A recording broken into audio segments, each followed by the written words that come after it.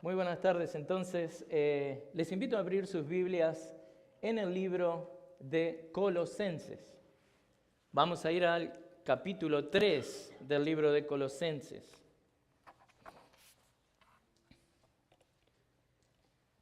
Esta tarde continuamos con nuestra serie en esta epístola hermosa, con este mensaje, y entramos en una nueva sección que trata del tema de la vida vieja y la vida nueva. De esta sección, que cubre los versículos 5 al 17 del capítulo 3, podremos extraer al menos 7 mensajes. 7 mensajes o más, así que voy a tener que recalcular lo que es mi calendario de predicación, porque es importante que veamos esto con detalle. Tiene que ver con cómo debemos vivir nuestra vida ahora y haciendo la diferencia con nuestra vieja vida. Y hoy, comenzando con esta sección, veremos el mensaje titulado Mortificando el pecado en nuestra vida.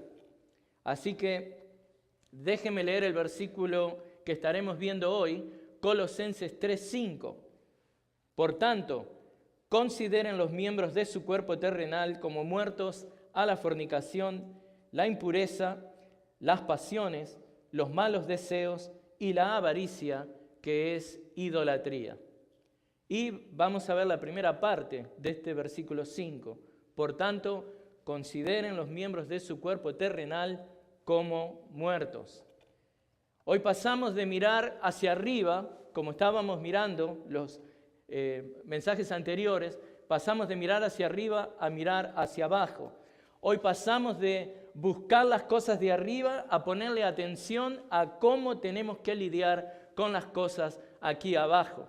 Esto es como cuando usted anda en bicicleta, que va mirando hacia adelante y va mirando a veces hacia abajo, lo más inmediato que viene. Esto es lo mismo. Hoy pasamos de contemplar las glorias que nos esperan en el futuro con Cristo a contemplar las glorias que el Espíritu Santo quiere enseñarnos en este tiempo presente, en nuestro proceso de santificación personal. Este tema es tan importante porque es algo muy descuidado por la mayoría de los cristianos. Hay una especie de desidia, de desinterés hacia lo que es la santificación personal. Muchas iglesias están solamente enfatizando la salvación del creyente, pero son negligentes en apuntar al hecho de que Dios salva al creyente para santificarlo. Ahí es cuando se ve el divorcio entre la ortodoxia y la ortopraxis, de lo cual le hablé 2 semanas atrás. La Escritura nos llama tanto a la ortodoxia, que es la sana doctrina, a la ortopraxis también, que es vivir esa sana doctrina. Lo que está pasando hoy en día es lo siguiente: hablamos de cosas sublimes y excelsas. El lenguaje celestial está en nuestros labios y en el mismo suspiro vivimos como el diablo.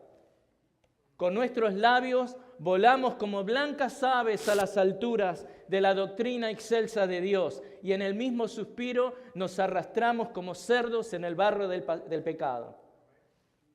Y aquí Pablo les enseña y les aplica a los colosenses ese mismo concepto, que luego de haber recibido la maravillosa doctrina y recibido todas las bendiciones en Cristo, ahora deben vivir de acuerdo a ese llamado. Luego de que Pablo les ordenara a los colosenses a poner la mira en las cosas de arriba, ahora les ordena a trabajar arduamente en la santificación del cuerpo que vive en la tierra. Y la llave para abrir la puerta de la santificación es la mortificación del pecado. Y vamos a estar viendo eso. Y dado que este es un tema tan importante para nuestra vida diaria, vayamos despacio. Hoy les voy a presentar 6 puntos. Los 3 primeros son un poco largos, los 3 últimos son más cortos. El primer punto es el concepto de mortificación del pecado. Necesito que conozca qué es. Segundo punto es la zona de combate de la mortificación. ¿Dónde ocurre eso? Tercer punto, la relación entre la mortificación del pecado y el pecado. Cuarto, el ejemplo de Pablo acerca de la mortificación del pecado. Quinto, la enseñanza de Jesús, lo que Jesús enseñó acerca de la mortificación del pecado. Y por último, vamos a ver la necesidad de mortificar el pecado. Así que empecemos con el primer punto, el concepto de mortificación del pecado. ¿Qué es eso? Bueno, empecemos analizando este concepto que Pablo les está sometiendo a los colosenses y que una vez más lo usa y lo hace haciendo, digamos, uso de un imperativo. Esto es una orden. Colosenses, maten las obras de la carne. Bereanos, maten las obras de la carne. Esto es una orden. Esto no es opcional. Pablo usa el mismo término en 3 epístolas y le pido que vayan conmigo. No solamente aquí en Colosenses 3:5, sino en Romanos 4:19 y en Hebreos 11:12. Aquí en Colosenses, como les decía, él usa un verbo imperativo, pero lo está usando en un sentido figurativo, o sea, dando un mandamiento de matar a algo en un sentido figurativo, tal como lo hiciera en Romanos 6:11. Y les leo Romanos 6:11. Ahí nos dice, así también ustedes, considérense muertos para el pecado, pero vivos para Dios en Cristo Jesús. En las otras 2 ocasiones, que vamos a ver rápidamente, él usa el término, pero no como un verbo, sino como un participio. Está describiendo el estado de algo, pero en forma literal. O sea, en Romanos 4:19 él dice, su propio cuerpo, hablando del de Abraham, que ya estaba como muerto. Luego en Hebreos 11:12, nació de uno y casi muerto, hablando de Abraham de nuevo. Pero vamos a verlo más despacio. Hay una palabra que es necrósate. Esa es la palabra en griego que significa consideren como muertos. En Romanos 4:19, y ahí vamos a leer, y lea conmigo en su versión, dice, y sin debilitarse en la fe, contempló su propio cuerpo, que ya estaba como muerto, puesto que tenía como 100 años y también la esterilidad de Sara. Así que vamos a leer esto para que usted justamente también determine en su corazón, en su mente, matar el pecado. Que el pecado en su vida esté muerto, casi como estaba el cuerpo de Abraham, que describe ahí Génesis 4:19. Pero Hebreos 11:12 también nos muestra, por lo cual también nació de uno, y casi muerto respecto a esto, casi muerto. Una descendencia como las de estrellas del cielo, en número e innumerable como la arena que está a la orilla del mar. Lo que Pablo está pidiéndole a los creyentes es que consideren sus miembros como muertos al pecado. En otras palabras, como la acepción de la palabra que él está usando acá lo permite, que mortifiquen su cuerpo, que mortifiquen los miembros de la carne. Ahora, hermanos, es aquí cuando la gramática, siempre les digo, nosotros interpretamos la Escritura de una forma literal, de una forma histórica, de una forma gramatical. Y aquí la gramática nos ayuda a entender lo que el apóstol está comunicando. Aquí en Colosenses 3:5, él lo expresa con lo que es un verbo aoristo activo, imperativo. ¿Qué significa esto? Miren, para apuntar a un acto inicial decisivo. Un acto inicial decisivo. Un tiempo, un punto en el tiempo donde la persona toma la decisión de mortificar el pecado. Y en la instrucción a los colosenses, el tiempo aoristo es como si fuera un pasado. Dice, apunta a un acto inicial decisivo que introduce una actitud determinada. Pablo está diciéndoles, en este punto, a este punto de su vida espiritual, tomen la decisión de matar el pecado en su vida. Sean decididos de mortificar el pecado en su vida. De la misma manera que es expresado en Romanos 8:13, si quiere ir ahí conmigo. Es ese acto decisivo al que yo también les llamo, mis hermanos, en esta tarde. Que si usted es un cristiano verdadero, que si usted ha sido nacido del Espíritu Santo de Dios, mortifique el pecado. Al traer este mensaje, les recuerdo cómo lo hizo Pablo con los colosenses, que tomen este acto decisivo que introduzca en las vidas de ustedes una actitud de determinación hacia el pecado. Voy a mortificar el pecado en mi vida. En la instrucción a los colosenses, este tiempo auristo o pasado que Pablo usa apunta a este acto inicial decisivo que introduce esa actitud determinada. Entonces vamos a verlo. Romanos 8:13 dice, porque si ustedes viven conforme a la carne, habrán de morir. Pero si por el Espíritu hacen morir las obras de la carne, vivirán. Lo que Pablo le pedía a los romanos al hacer morir las obras de la carne es lo mismo que ahora les está pidiendo a los colosenses. ¿Pero a qué se refiere con vivirán? John Owen o Juan Owen, por ahí usted lo conoce, fue uno de los teólogos quien magistralmente explicó la conexión cierta entre la verdadera mortificación del pecado y la salvación.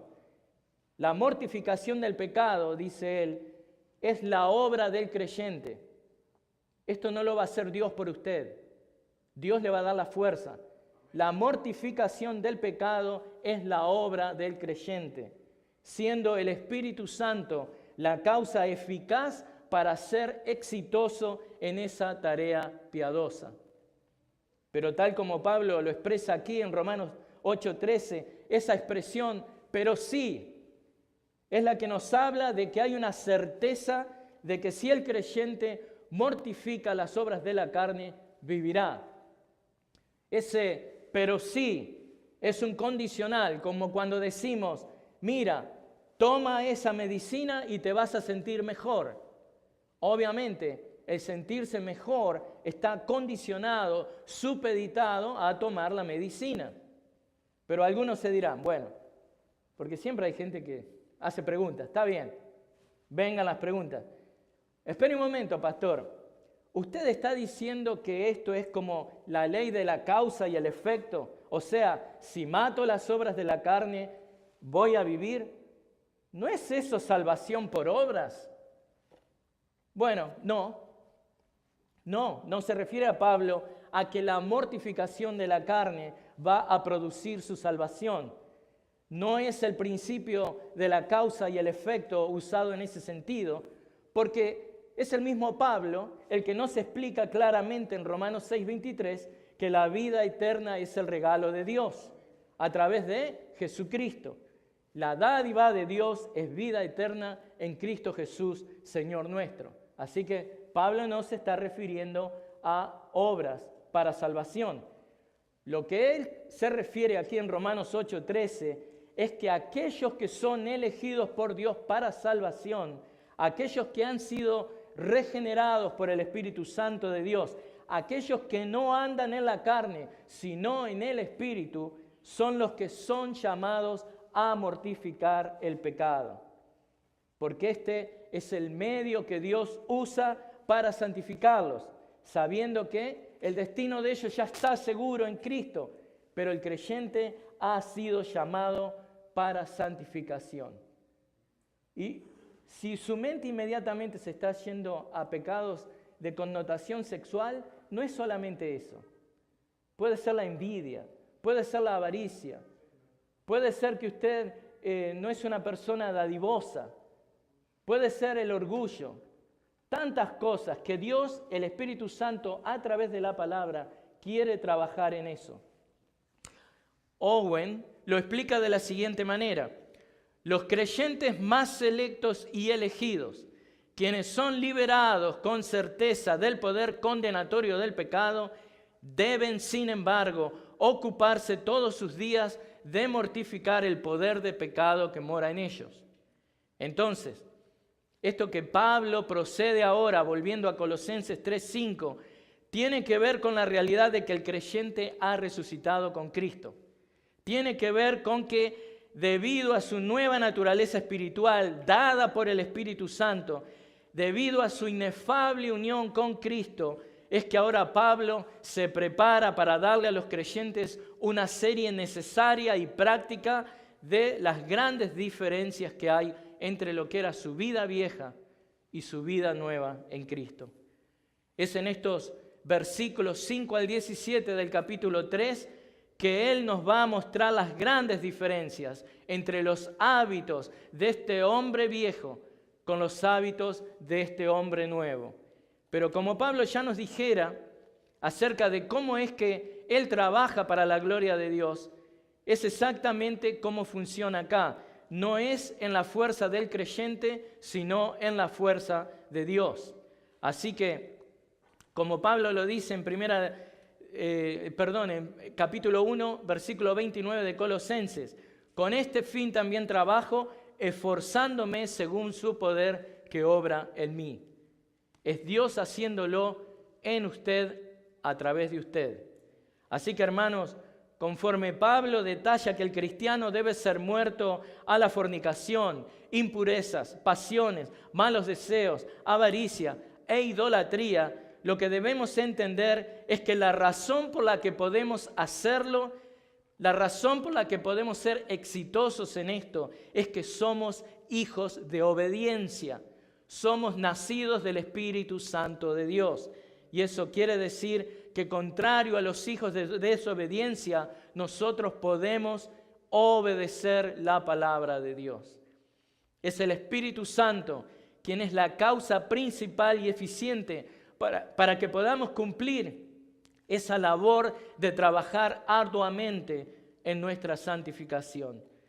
No trate de mortificar sus pecados con sus propias fuerzas, no trate de hacerlo de esa manera, no trate de hacerlo impulsado por sus motivos corrompidos y egoístas. Debe y puede hacerlo solamente a través del Espíritu Santo de Dios. Piensen lo siguiente: mucha gente tiene todas las mejores intenciones, pero el moralismo no salva a nadie. Que usted se crea una buena persona no lo va a salvar delante de Dios. El filantropismo, aquellos que les gusta dar cosas, donar dinero, millones de dinero, no lo va a salvar. Las buenas obras no salvan a nadie. Lo que Pablo le está presentando ahora a los colosenses y a nosotros es algo que él nos dice: bueno, no caigan ahora en la locura y desesperación para tratar de hacer de esas cosas, hacerlas en sus propias fuerzas. No, lo que Pablo les presenta a los colosenses y a nosotros bereanos es una oportunidad efectiva de ¿qué? De que el Espíritu Santo, a través de la palabra de Dios, trabaje santificando nuestras vidas. Así que esto es contrario a los esfuerzos de la mortificación a través de la fuerza propia, que es algo tan característico de los falsos maestros, que promovían, recuerdan que lo vimos en el capítulo 2, promovían el ascetismo, el legalismo como medidas de santificación.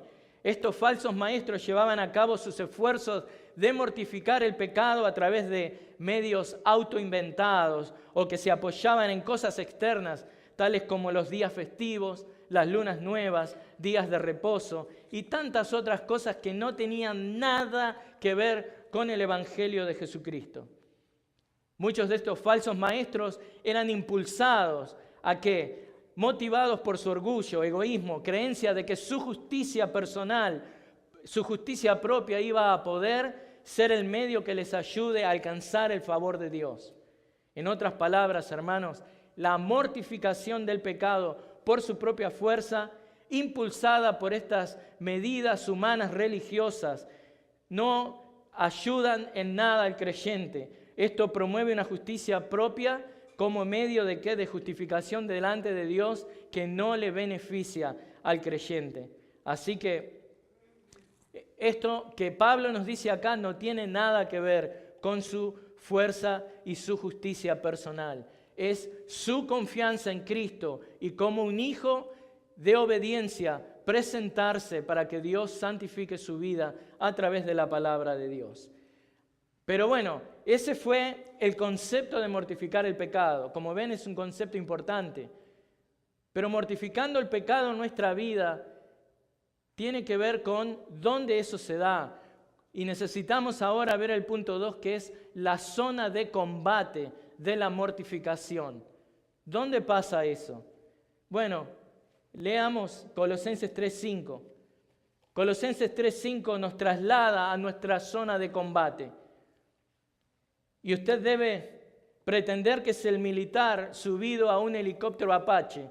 Le voy a ayudar a que use su imaginación. Usted ahora es este militar subido a este helicóptero militar Apache, y ahora se le está dando a usted, mirando Colosenses 3:5, el reconocimiento aéreo del territorio donde usted va a estar operando en esta guerra. Las coordenadas ya han sido dadas con claridad en el versículo 3:5. El soldado de Cristo va a tener que luchar intensamente en el campo de batalla de su propio cuerpo. Ese es el campo de batalla. De nuevo, ¿cuál es la zona de combate a considerar? Consideren los miembros de su cuerpo terrenal. Ahí estamos. Versículo 5. Bienvenidos a la zona de combate. Esa zona de combate usted la lleva a todos lados. Y esa zona de combate va a todos lados con usted. Batallamos diariamente con los miembros de nuestro cuerpo terrenal. Debemos batallar diariamente contra las obras de la carne. Debemos mortificar diariamente nuestro cuerpo terrenal. Esto a veces la Biblia lo expresa de otras maneras, con otros términos, tales como el pecado interior, la carne, el viejo hombre, el cuerpo del pecado. Por eso debemos considerar seriamente a nuestro enemigo, porque es un enemigo al que amamos, y lo amamos mucho. El enemigo del cristiano va con él a todos lados. Este es un enemigo raro. Lo vestimos, lo cuidamos, le damos de comer, le damos agua cuando tiene sed. Nos interesamos por su condición. Imagínese esta escena. En el campo de batalla, un soldado mira a su alrededor, ensordecido por el ruido de los misiles que vuelan de un lado hacia el otro. Explosiones estruendosas que le impiden oír bien. El soldado está aturdido por el ruido, aturdido por el olor a muerte y las gráficas imágenes de algunos de sus camaradas que yacen muertos en un baño de sangre. Aún a pesar de todo, el soldado avanza por su trinchera, haciéndose paso entre los designios de la muerte. Él huele la muerte, escucha el sonido ensordecedor de la muerte, mira y registra con sus ojos la contundente manifestación de la muerte a su alrededor. Pero el soldado sigue avanzando, con cada bala, con cada proyectil susurrándole al oído: voy a detenerte. Pero este valiente, este decidido soldado sigue adelante hasta cruzar la línea del enemigo y se enfrenta a un centinela enemigo que le está apuntando directo a la cabeza. Pero el soldado avanza sin miedo, sin pensar, y le dice al centinela: por fin te pude alcanzar. Estaba preocupado por ti. Aquí te traje agua, un sándwich, un taquito de birria, una empanada y una pony malta. Es que el centinela era hispano igual que el soldado. El centinela se queda perplejo, mirándolo, y entre los sonidos de los bazucas y entre los sonidos de los tanques de guerra disparando, ametralladoras ardiendo, disparando bocadillos calientes de muerte, en medio de toda esa locura el centinela le invita a sentarse. y mientras se come su taquito, mirando al soldado a los ojos, le empieza a hacer preguntas acerca de él, de su familia, su iglesia, porque ahora el centinela ya sabe que el soldado va en una iglesia. En medio de tanta destrucción y violencia, estos dos habían logrado un oasis en medio de tanta muerte. El centinela luce calmo, satisfecho y distendido. El soldado luce calmo, satisfecho y distendido. La conversación cesa y luego de un rato el soldado le dice al centinela: tengo que volver a mi puesto, pero solo quería saber que estabas bien, que quien me disparaba desde esa torre estaba bien. Ahora que sé que estás bien, ahora que sé que estás calmo, satisfecho y distendido, debo volver al fragor de la batalla. Nos vemos. El soldado le extiende la mano, el centinela lo mira fijo y lo abraza fuertemente. Y después de una emotiva despedida, se dicen adiós. El soldado gira, sale de la garita de seguridad y se dirige rápidamente agazapado para reintegrarse a su batallón de combate, para volver a ocupar su lugar en la trinchera. Conforme sus rodillas cansadas se hacen paso a través del barro, de la sangre, él pensaba y recordaba a su esposa, a sus hijos, sus hermanos en la iglesia, su pueblo. Pero tampoco podía sacarse de la cabeza la imagen del centinela mirándolo desconfiado, no entendiendo por qué, aún a pesar de ser enemigos, puso su vida en riesgo para mostrar preocupación y cuidado de él. De pronto, el soldado cayó en un sueño ardiente, doloroso. Su retorno a la trinchera había sido detenido repentinamente. Conforme trataba de despertar, para no quedar al peligro del acecho de la muerte, notó que el dolor provenía de la espalda. Un certero disparo le había penetrado el cuerpo y estaba quemando y matando su interior. Con sus últimas fuerzas, gira, se voltea para ver a la distancia la imagen del centinela con su arma humeante todavía apuntándole, sostenida por esos brazos fuertes que él mismo había alimentado. Fue el final del soldado. ¿Cuál es la moraleja? ¿Cuál es la lección?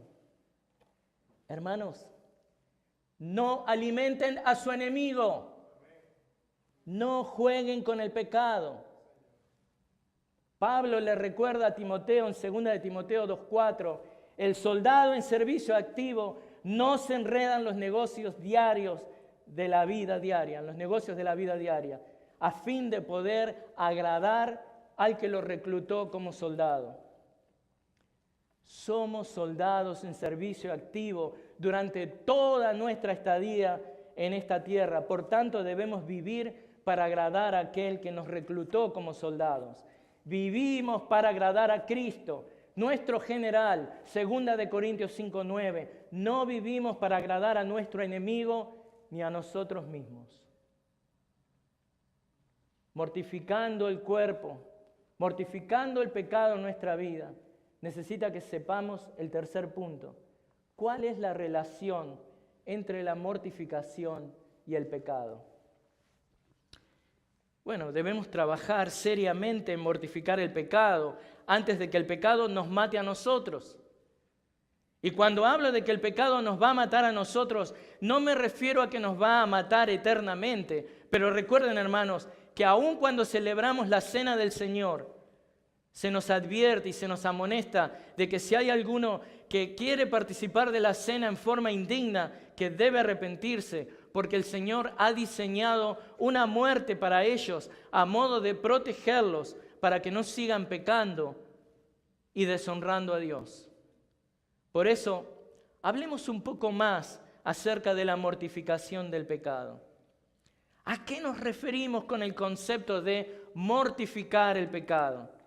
Bueno, esta es una metáfora, es una expresión metafórica que va al grano del asunto de la santificación.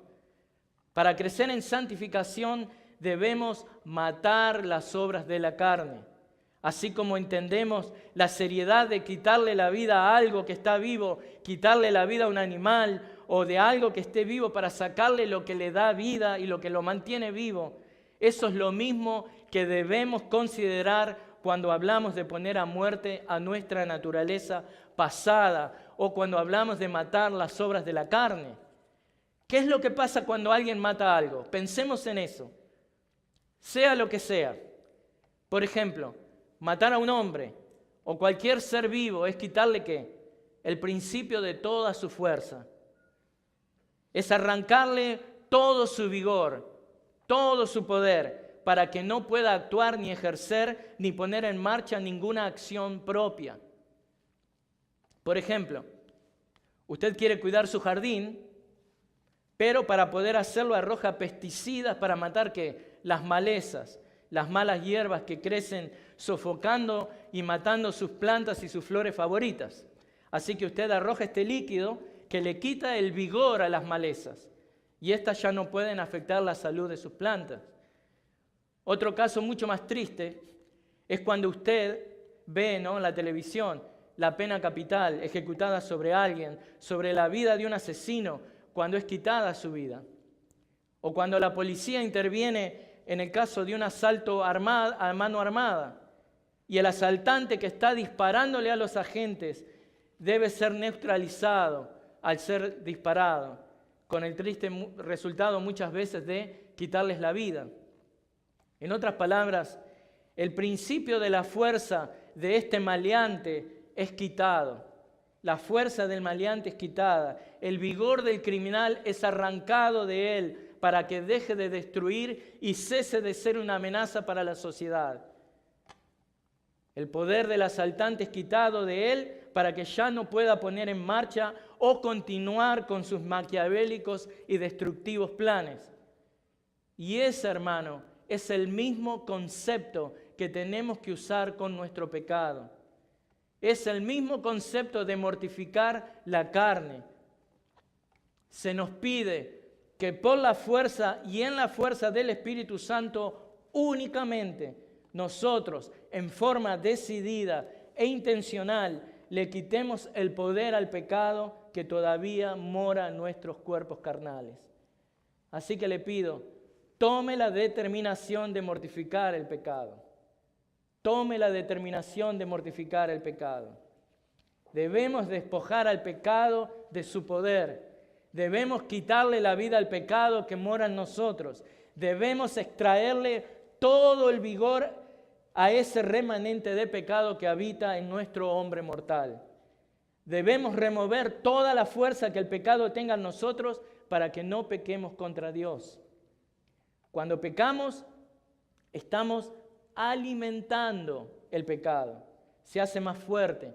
Es como alimentar a nuestro enemigo. Nos puede costar la vida. Sin embargo, cuando no alimentamos el pecado, cuando le hacemos sufrir de hambre, este pecado se debilita y hace que el pecador se fortalezca. Pero no en la naturaleza de pecado, obviamente, sino en la naturaleza de su nueva persona dada en Cristo. Recordemos que el golpe mortal al pecado ya fue asestado por Cristo en la cruz. Él venció al poder del pecado.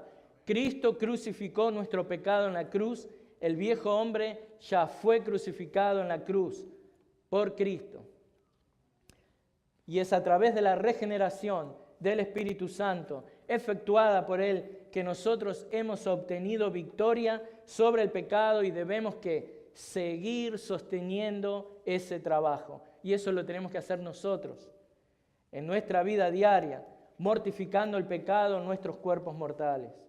Lo que el Espíritu Santo empezara en la regeneración, en nuestra salvación, ahora continuará a través de nosotros en nuestra santificación progresiva, hasta el día que seamos glorificados. Por eso, ore, lea la palabra de Dios, venga a la iglesia, tenga comunión con los otros santos, llámelos por teléfono. Estoy teniendo problemas con esto, necesito vencer este pecado. Júntese con otros hombres, júntese con otras mujeres, use los medios que Dios le dio para mortificar el pecado en su vida. Así que lo que el Espíritu Santo ha plantado en nuestros corazones, esa obra debe alcanzar el punto final y ahora debe ser hecha por grados a través nuestro. Y la importancia de la mortificación del pecado en nuestro cuerpo mortal es que toda nuestra vida, la calidad de nuestra vida cristiana depende de eso. La calidad de su vida cristiana depende de mortificar el pecado. Piensen esto, nuestras vidas son como esas flores en el jardín de Dios, que si no son cuidadas, si las malezas del pecado no son removidas, van a terminar afectando la calidad de vida, la belleza de la vida y tal vez terminará con la vida de la flor, nosotros. Y para usar las palabras de John Owen nuevamente, él lo expresa de la siguiente manera. Cito, el vigor, el poder y el consuelo de nuestra vida espiritual dependen de la mortificación de las obras de la carne. Y eso es tan importante. Dado que es tan importante, entonces es obligación de nosotros, los creyentes, que mortifiquemos el poder de la presencia del pecado en nuestras vidas. Y usted me preguntará, pero pastor, ¿no es que Dios ya me perdonó de mis pecados? ¿No ya me perdonó mis pecados o qué? Bueno, sí. Tal vez usted sigue preguntando, ¿esta mortificación del pecado es para el creyente entonces o es para los inconversos? Y mi respuesta es, bueno, Pablo les está hablando a los creyentes. La mortificación de los pecados es un asunto para los creyentes. Si usted no es un creyente, tiene que arrepentirse de sus pecados por primera vez delante de Dios, saber que no se puede justificar delante de Dios. Tiene que venir como un pecador en bancarrota delante de Dios y llegar a los pies de Cristo y aceptar la obra perfecta que Cristo hizo a su favor. Es ese glorioso intercambio que cantábamos hace un rato. Ahora, esta mortificación es parte de la santificación progresiva del creyente. Esta mortificación es distinta a aquella primera confesión de pecados que usted y yo hicimos cuando creímos en Dios y le aceptamos. Esa primera confesión de pecado se encargó de lo que es nuestra primera, se podría decir, primera y única comparecencia delante del juez del universo. Este juez eterno es esa confesión que se encarga de ¿qué? De la parte forénsica o legal de lo que era el asunto de nuestra culpa delante de Dios. Pero esta mortificación de pecado que hablamos hoy, que Pablo está dirigiendo aquí a los colosenses y a nosotros, es para los creyentes. Miremos el contexto del versículo 5, capítulo 3, versículo 5. El versículo 3:1 nos dice, nos muestra que habla de nosotros, aquellos que hemos resucitado con Cristo. La mortificación de pecado debe ser llevada a cabo por nosotros, los creyentes, quienes en el 3:3 dice, quienes hemos muerto en Cristo. Es para aquellos quienes han hallado su vida en Cristo y quienes seremos manifestados con Él en gloria. 3:4. Repasemos entonces.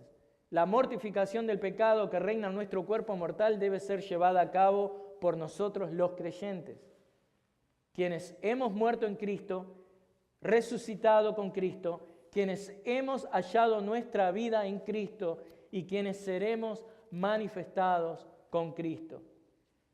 Es claro que Dios sabe que todavía pecamos. Dios sabe que todavía pecamos. Es obvio que Dios espera que confesemos nuestros pecados diariamente. Pero es claro como el cristal que debemos confesar nuestros pecados diariamente. Primera de Juan, capítulo 1, versículos 8 y 9. Si decimos que no tenemos pecado, nos engañamos a nosotros mismos y la verdad no está en nosotros. Si confesamos nuestros pecados, Él es fiel y justo para perdonarnos los pecados y para limpiarnos de toda maldad. Entonces, le pregunto a mi hermano, le pregunto a mi hermana, ¿está mortificando usted su pecado diariamente?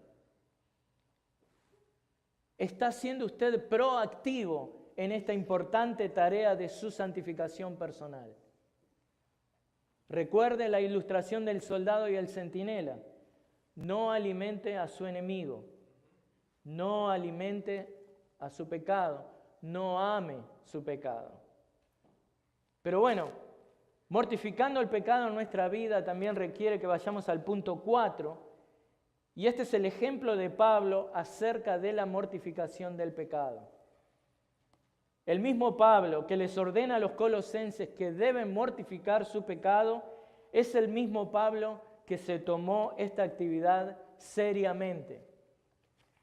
Si Pablo, vamos a hacer de cuenta, Pablo estuviera vivo y él interactuara en las plataformas sociales, tal vez tendría un video demostrativo de que cómo practica él la mortificación del pecado. Imagínese eso, YouTube, Pablo, ¿cómo mortifico mi pecado? Así que bueno, vayamos por un momento a la cuenta imaginaria de Pablo en YouTube y busquemos un video que posteó acerca de cómo lidia él con mortificar el pecado. Bueno, se lo hago fácil, no existe tal video. No dependa de las redes sociales o las páginas de internet, vaya a su Biblia. Y ahí podemos ir a 1 Corintios 9, 24, 27. 1 Corintios 9, 24, 27.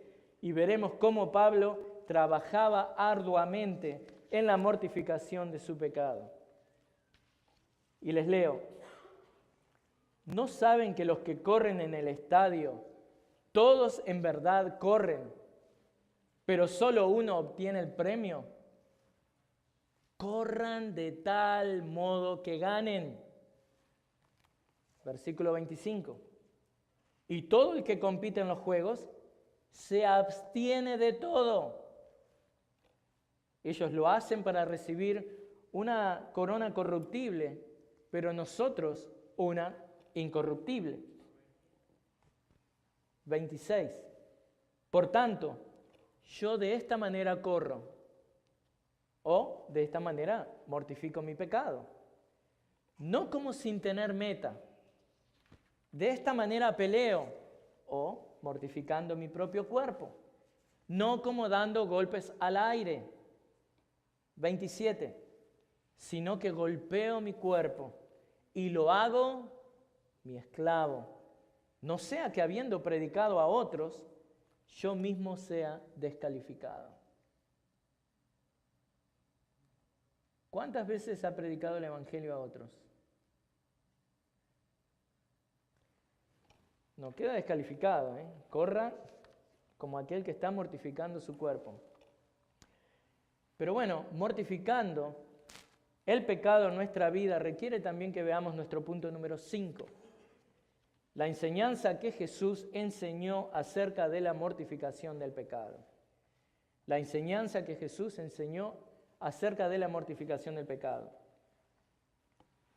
Miren, hermanos y hermanas en Cristo, nosotros estamos, ¿qué dice el Señor Jesús? Conectados a la vid verdadera que es Cristo Jesús. Y eso significa que somos los receptores del cuidado de Dios. ¡Qué lindo! Somos trabajados por Dios, purificados por Dios durante toda nuestra estadía terrenal. Aquí, en su jardín, este jardín que Dios tiene acá, todavía en este mundo caído, lleno de pecado, pero Dios nos cuida y Dios nos ayuda a mortificar el pecado en nuestra vida. El capítulo 15 de Juan, si quiere ir ahí, el capítulo 15 de Juan nos ayuda a ver esto que les estoy diciendo. Dios es el viñador Cristo es la vid verdadera y nosotros somos sarmientos en esta vid. Ahora, noten lo que Dios Padre hace con sus sarmientos. El versículo 2, capítulo 15, nos muestra lo siguiente. Todo el que da fruto, lo poda para que dé más fruto. A los sarmientos que no dan fruto, o sea, aquellos que parecen estar unidos a la vid, pero están secos, ¿qué hace Dios con ellos? Los quita. Entonces, conforme consideramos qué es lo que Dios está haciendo con nosotros, especialmente cuando experimentamos el podado de Dios, entendamos, hermanos, que debemos mortificar nuestro pecado. Debemos mortificar nuestro pecado. ¿Cómo? Permaneciendo en Él. Es lo que dice Juan 15. Permaneciendo en Él, es decir, obedeciendo su palabra. Alimentados por Él, es decir, porque separados de Él, nada podemos hacer. Debemos mortificar el pecado porque esto es lo que glorifica al Padre. Juan 15:8. En esto es glorificado mi Padre, en que den mucho fruto, y así prueben que son mis discípulos. Entonces, mortificando el pecado en nuestra vida, y realmente deseo, y es mi oración, que usted tenga y tome esta determinación de mortificar el pecado en su vida. Y esto requiere también que veamos el punto número 6. La necesidad de mortificar el pecado. Hablando de la necesidad que tiene el creyente de mortificar las obras del pecado en sus vidas, John Owen, nuevamente, nos da 6 razones por las que debemos ser proactivos en esto. Debemos ser intencionales en mortificar el pecado. Vamos a ver esas 6 razones que nuestro amado John Owen nos da. Número 1, él dice, el pecado interior permanece mientras estamos en este mundo. Eso nos muestra la necesidad. Todavía tenemos pecado interior. No hay tal cosa como ese error que algunos creen que, en algún momento alcanzo la perfección. Solamente cuando Dios nos glorifique vamos a ser perfectos. El punto 2 que hace Owen es, el pecado no solamente permanece todavía en nosotros, sino que sigue actuando, sigue trabajando para producir las obras de la carne. Entonces, esa es otra necesidad que tenemos, de mortificar el pecado. El punto 3 que hace Owens es, el pecado no estará siempre esforzándose, actuando, rebelándose, perturbando, inquietando, tal vez no siempre, pero si se lo deja solo, si no se le mortifica continuamente, producirá pecados grandes que maldicen al creyente. Pecados, me dio hambre, pecados escandalosos, destructores del alma. El punto 4 que Owen nos da acerca de la necesidad de mortificar el pecado en nuestra vida, él dice, esta es una de las principales razones por las que se nos ha dado el Espíritu Santo y la nueva naturaleza. ¿Entiende ahora? Nunca se puso a pensar, ¿pero por qué tengo que tener el Espíritu Santo morando en mí? Bueno, por eso, para que tengamos en nuestro interior un principio que nos ayude a oponernos al pecado y a la concupiscencia. Y bueno, 5, Owen dice, la negligencia en este deber arroja al alma a una condición perfectamente contraria a la que el apóstol afirma que era la suya. ¿Cuál es esta posición? En 2 Corintios 4:16, Pablo escribe lo siguiente: aunque nuestro hombre exterior perezca, el interior se renueva día a día. Entonces, si usted no está mortificando las obras de la carne en su cuerpo, usted no se está renovando día a día. O es una cosa la que crece o es la otra. O es el pecado el que está creciendo, o es su vida nueva en Cristo. Y el 6 que da Owens es nuestro deber estar perfeccionando la santidad en el temor de Dios. 2 Corintios 7:1. También estar creciendo en gracia cada día. 1 de Pedro 2:2. 2 de Pedro 3:18. También es nuestra obligación estar renovando nuestro hombre interior día a día. 2 de Corintios 4:16. Ahora bien, esto no puede hacerse sin la mortificación diaria del pecado. Así que, hermanos, esta es la introducción de esta sección. La semana entrante veremos qué es lo que Pablo les aconseja a los creyentes acerca de cómo mortificar las obras del pecado en el cuerpo mortal. Así que continuaremos viendo Colosenses 3:5, que dice: por tanto, consideren los miembros de su cuerpo terrenal como muertos a la fornicación, la impureza, las pasiones, los malos deseos y la avaricia, que es idolatría. Esto no es una lista exhaustiva, pero eso es lo que vamos a ver la semana que viene. Estaremos viendo cómo mortificar los deseos de fornicación, impureza, pasiones, malos deseos, avaricia, idolatría, pero estaremos viendo qué es lo que Pablo está comunicando ahí también.